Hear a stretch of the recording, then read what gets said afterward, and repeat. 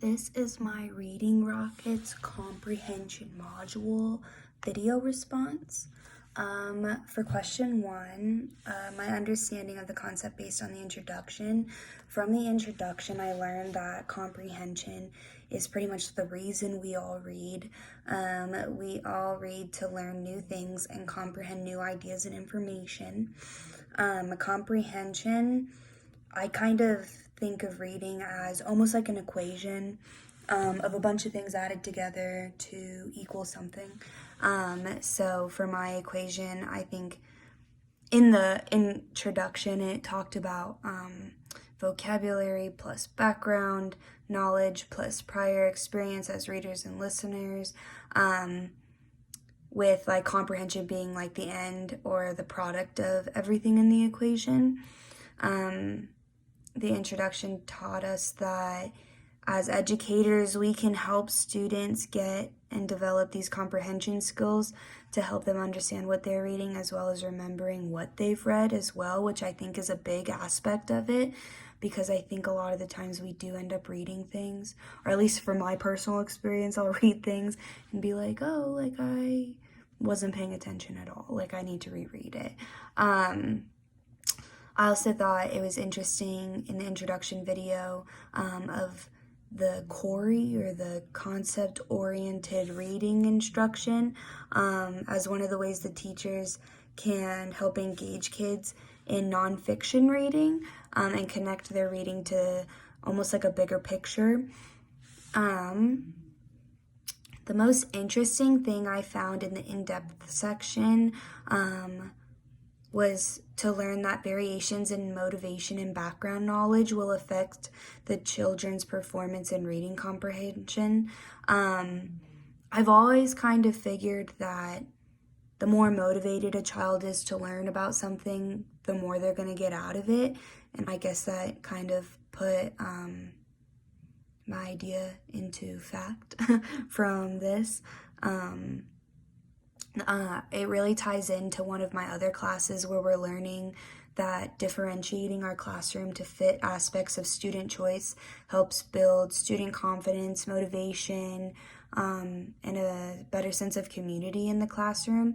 So I think it was really interesting to learn that indeed that student choice, even in literacy, is a really great way to help kids get more motivated in their learning.